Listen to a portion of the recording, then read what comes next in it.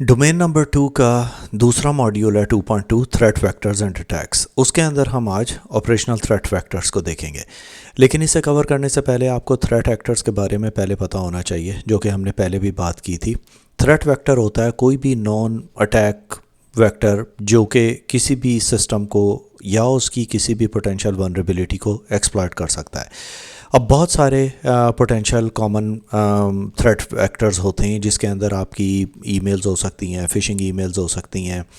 कोई भी वीक या स्टोरन पासवर्ड्स हो सकते हैं, या कोई भी आपने कोई फ़ाइलें ऐसी डाउनलोड की हैं या एप्लीकेशंस या आउटडेटेड आप कोई भी चीज़ यूज़ कर रहे हैं, उसे हम थ्रेट वेक्टर के अंदर डालते हैं। अब जब ये चीज़ समझ आ जाएगी तो हम देखेंगे कि ऑपरेशनल थ्रेट वेक्टर क्या है। ऑपरेशनल थ्रेट वेक्टर होता है, ये इसका मतलब ये होता है कि ये रेफ़र कर रहा होता है कोई भी मेथड, पाथवे जो भी किसी ऑर्गेनाइजेशन के प्रोसेसेस को, जैसे उसकी पॉलिसीज़ है, उसके स्टैंडर्ड्स हैं, उसकी रिस्क मैनेजमेंट है, उसकी ट्रेनिंग है, उसकी मॉनिटरिंग है, या सेग्रीगेशन ऑफ ड्यूटीज़ वगैरह को एक्सप्लॉइट कर सकता है, और ऑफ कोर्स नेगेटिवली एक्सप्लॉइट करता है, जिससे उनके एवरीडे ट्रांजैक्शंस या एवरीडे ऑपरेशंस अफेक्ट होते हैं। अब इसे समझने के लिए मैंने इसे एक टेबल के अंदर ऑपरेशनल थ्रेट वेक्टर्स को लिस्ट किया है। आपको नज़र इसके ऊपर रखनी है कि हमारे पास पोटेंशियल इशू क्या है, उसका इम्पैक्ट क्या है, उसका कॉज क्या है, और उसका रिस्पांस हमारे पास क्या हो सकता है। अब जो हमारे पास पोटेंशियल इश्यूज आते हैं जो कि ऑपरेशनल थ्रेट्स के अंदर हैं, वो डिफ़ॉल्ट क्रेडेंशियल्स हो सकते हैं, वीक परमिशंस हो सकती हैं, डेटा एक्सफिल्ट्रेशन है, या ओपन सर्विस पोर्ट्स हैं। अब डिफ़ॉल्ट क्रेडेंशियल्स क्या होते हैं? डिफ़ॉल्ट क्रेडेंशियल्स होते हैं जो कि कोई भी एक बॉक्स, कोई भी एक एप्लीकेशन आपके पास आई, वो एक सेट यूज़र नेम पासवर्ड के साथ आती है, जो कि आप यूज़ करते हैं उसे सेटअप करने के लिए। अब अक्सर ये होता है कि लोग उस चीज़ को चेंज नहीं करते हैं और उसे ऐसे यूज़ करते रहते हैं, क्योंकि वो कहते हैं हमारे लिए इजी है, और ये सिर्फ क्योंकि हमारे नेटवर्क के अंदर है, ऐसे बाहर से किसी चीज़ को एक्सेस नहीं है तो ये सेफ़ है, जो कि एक बहुत गलत तरीका है। इसके अंदर ये है कि कोई भी इंटरनेट से आपकी एप्लीकेशन के बारे में सर्च कर सकता है कि आप ये अप्लायंस या कोई सिस्टम यूज़ कर रहे हैं और इसके डिफ़ॉल्ट पासवर्ड ये, वो ईज़िली उसके अंदर अनऑथराइज्ड एक्सेस ले सकते हैं। उसका कॉज क्या होता है कि ये यूजुअली फैक्ट्री सेट होते हैं, इजी टू गेस क्रेडेंशियल्स होते हैं, और लेजीनेस होती है लोगों की जो इसे इम्प्लीमेंट कर रहे होते हैं। अब इसके लिए हमें क्या करना चाहिए? हमें ये करना चाहिए कि हम उसका पासवर्ड चेंज करें, कोई यूनिक रखें, अल्फ़ा न्यूमेरिक रखें, आप अपना नेमिंग कन्वेंशन या पासवर्ड कन्वेंशन रख सकते हैं ताकि आपके सिस्टम्स सिक्योर रहें। इसके बाद आता है वीक परमिशंस। अब वीक परमिशंस का मतलब ये होता है कि हम कोई भी सिस्टम को, जैसे हमने फायरवॉल रूल्स बनाए हैं या कोई भी चीज़ ऐसे बनाई है, हम हर चीज़ को अलाउ कर दें अपने सिस्टम के ऊपर विदाउट चेकिंग इट कि इसकी कौन सी पोर्ट्स ओपन होनी चाहिए, कौन सी नहीं होनी चाहिए, किन्हें हमने ब्लॉक करना है, किसको अलाउ करना है, उस चीज़ को हमें देखते हुए अपनी परमिशंस को अलाउ करना होता है या ब्लॉक करना होता है। अब इसका इम्पैक्ट ये होता है कि अनऑथराइज्ड एक्शंस हो जाते हैं, एक्सेस या पॉलिसी वायलेशंस हो जाती हैं, लोग एक्सेस कर लेते हैं वो डेटा जो कि उन्हें इन नॉर्मल वे उन्हें एक्सेस नहीं करना चाहिए। इसके प्रॉब्लम क्या आती है, इसके कॉज क्या होता है कि हमें पुअर क्लासिफिकेशन ऑफ डेटा हो जाती है कि हमें पता ही नहीं रहता कि किस चीज़ को किस सिस्टम के ऊपर कितना एक्सेस मिलना चाहिए, इसे मिलना चाहिए या नहीं, क्योंकि हर एक को अगर आपने अलाउ किया हुआ है तो वो आपको पॉपअप भी नहीं करेगा मैसेज के एक सिस्टम दूसरे सिस्टम को एक्सेस कर रहा है, क्योंकि हर चीज़ अलाउड है अनलेस एंड अनटिल आपने उसे डिफ़ाइन किया है कि वो इंटरैक्टिव मोड के ऊपर हो, कि वो आपको हर एक नए ट्रांजैक्शन के ऊपर पूछे कि ये अलाउ आप करना चाहते हैं कि नहीं। इसका रिस्पांस ये होना चाहिए कि लीस्ट प्रिविलेज एक्सेस हमेशा हम उसके ऊपर डिफ़ाइन करते हैं, ताकि अगर किसी को उस चीज़ को एक्सेस करने के लिए प्रॉब्लम आ रही है तो वो पहले आपको कॉल करेगा, पता करेगा, और फिर आप उसकी डिफ़ाइन करेंगे पॉलिसी कि इस पर्सन को इस एंटिटी या सब्जेक्ट के ऊपर एक्सेस मिलनी चाहिए कि नहीं। इसके बाद आता है हमारे पास डेटा एक्सफिल्ट्रेशन। डेटा एक्सफिल्ट्रेशन होती है कि हमने कोई भी डेटा एक्सीडेंटली इंटरनेट पे या नेटवर्क के ऊपर शेयर कर दिया जो कि हमें ट्रांसफ़र नहीं करना था, क्योंकि ये हमारा कॉन्फिडेंशियल डेटा होता है। अब उसे कंट्रोल करने के लिए, जैसे कि मैं कॉन्स्टेंटली बात कर रहा हूँ, कि हमें डेटा लीक प्रिवेंशन के ऊपर काम करना होता है। इसका इम्पैक्ट ये होता है कि हमारे पास सेंसिटिव इन्फॉर्मेशन जो है वो हम लूज़ कर जाते हैं, अनऑथराइज यूज़र्स को उसके ऊपर एक्सेस मिल जाता है, और फिर हमारा डेटा ब्रीच होके रेगुलेटरी और कंप्लायंस वायलेशंस वगैरह हो जाती हैं। कॉज इसका ये होता है कि हमने डेटा को प्रॉपर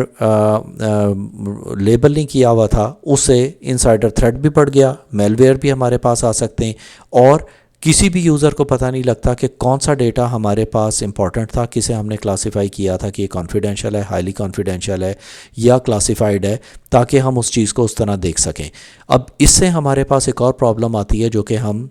कवर करेंगे, वो एडवांस परसिस्टेंट थ्रेट होता है, जो कि कॉन्स्टेंटली एक थ्रेट हमारे सिस्टम के ऊपर रहता है कि जब तक हमारा डेटा क्लासिफाइड नहीं है किसी भी यूज़र को उसके ऊपर एक्सेस मिल सकती है। इसे कंट्रोल करने के लिए हम डेटा लीक प्रिवेंशन पॉलिसीज़ वगैरह को इम्प्लीमेंट करते हैं, जो कि हम देखते हैं कि हम कौन सा डेटा बाहर जाने दे रहे हैं, कौन सा नहीं। इसके बाद आती हैं हमारे पास ओपन सर्विस पोर्ट्स।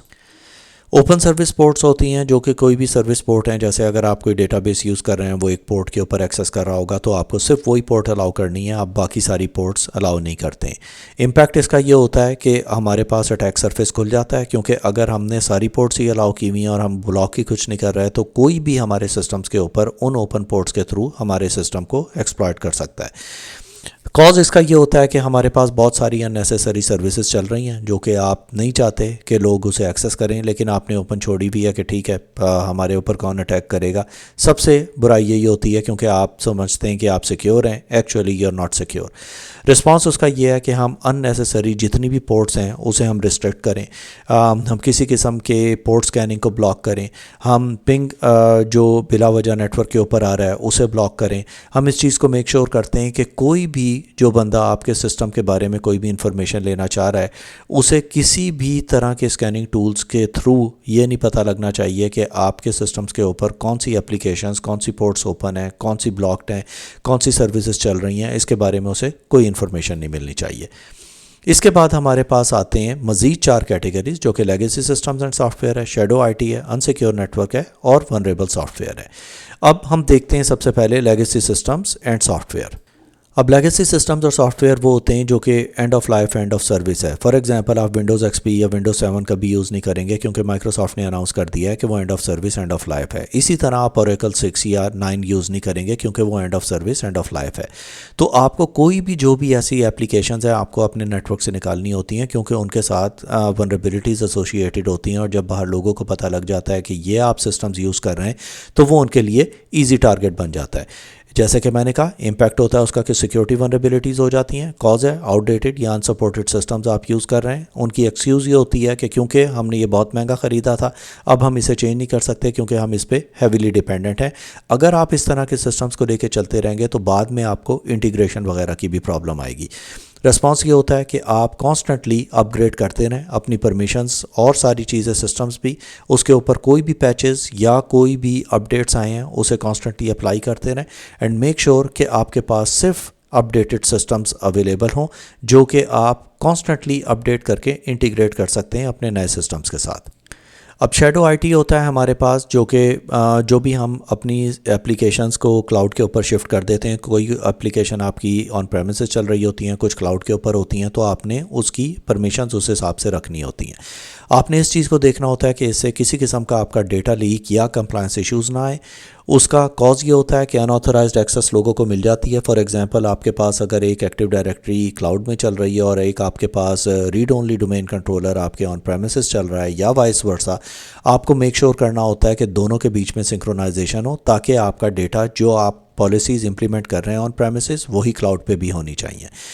ताकि हम किसी किस्म के अनऑथराइज्ड एक्सेस हमारे रिसोर्सेज के ऊपर रोक सकें। रिस्पांस इसका ये होता है कि हम इस्टेब्लिश करते हैं आईटी गवर्नेंस और मॉनिटरिंग ऑफ आईटी एसेट्स। एक पॉलिसी के थ्रू हम उसे लेके चल रहे होते हैं कि कोई भी चेंजेस जो हम करेंगे वो हम डॉक्यूमेंट करते हैं ताकि उसके अंदर कोई भी चेंजेस हम इन फ्यूचर करें वो रिफ्लेक्ट करें दोनों साइड पे। अनसिक्योर्ड नेटवर्क्स अगर हम यूज़ कर रहे हैं जो कि हमारे पास नेटवर्क के ऊपर है, हमने उसके ऊपर कोई यूज़र नेम पासवर्ड नहीं रखा हुआ, तो कोई भी आके उसे एक्सेस भी कर सकता है और हमारी डिवाइसेस या एप्लीकेशंस जो भी नेटवर्क पे चल रही हैं उन्हें भी इंटरसेप्ट कर सकता है। फिर इसके बाद इसकी कॉज ये होती है कि एनक्रिप्शन नहीं है, हमने ओपन वाईफाई रखा हुआ है, कोई भी हरकत आपके नेटवर्क के ऊपर आके करेगा, लेकिन लॉ एनफोर्समेंट एजेंसीज़ को पता है कि वो सर्विस आपके पास है तो आप रिस्पॉन्सिबल होंगे। ये नहीं है कि आपने सिक्योर नहीं किया तो XYZ कर गया, you are solely responsible for that. उसके हम प्रोटेक्ट करने के लिए एनक्रिप्शन रखते हैं, वाईफाई पासवर्ड्स रखते हैं, आप डिफरेंट सर्वर्स रखते हैं ऑथेंटिकेशन के लिए अपने नेटवर्क के ऊपर। For example Microsoft radius server use होता है वाईफाई ऑथेंटिकेशन के लिए नेटवर्क के ऊपर, जो कि आपके एक्टिव डायरेक्टरी के साथ इंटीग्रेटेड होता है। कोई भी आप वनरेबल सॉफ्टवेयर इंस्टॉल करना लोगों को अलाउ नहीं करते हैं अपने सिस्टम के ऊपर, क्योंकि उससे एसोसिएटेड कुछ ओपन पोर्ट्स होती हैं जिसके थ्रू कोई भी एक्सटर्नल एंटिटी जो है वो आपके सिस्टम्स को एक्सेस कर सकता है। उसके थ्रू एक्सप्लॉयटेशन बाय मेलवेयर्स भी हो सकती है, हैकर्स आपके सिस्टम्स को रिमोटली कंट्रोल कर सकते हैं। उसका कॉज ये होता है कि आपके पास अनपैच्ड सॉफ्टवेयर्स या कोई भी आपने क्रैक्ड सॉफ्टवेयर्स डाले हुए जिसके अंदर कुछ ओपन पोर्ट्स होती हैं बैक एंड पे, जिसके थ्रू ये लोग आपके सिस्टम्स को एक्सेस कर लेते हैं। तो आपने उसे कंट्रोल करने के लिए रेगुलर अपडेट करने होते हैं सॉफ्टवेयर, और आपको मेक श्योर करना होता है कि आपके यूज़र्स किसी किस्म का भी कोई सॉफ्टवेयर आपके सिस्टम्स के ऊपर इंस्टॉल ना कर सकें। यह हमारा वर्ड क्लाउड है, इसे अंडरस्टैंड करें, मेक श्योर आपको ये सारी चीज़ें आती हों। अगेन आई एम सेइंग बहुत सारे यूज़र्स ऐसे हैं जिन्होंने सब्सक्राइब नहीं किया हुआ, तो जस्ट मेक श्योर आप सब्सक्राइब करें ताकि आपको वीडियोस अपडेटेड मिलती रहें। अब हम शुरू करेंगे अपना नेक्स्ट टॉपिक।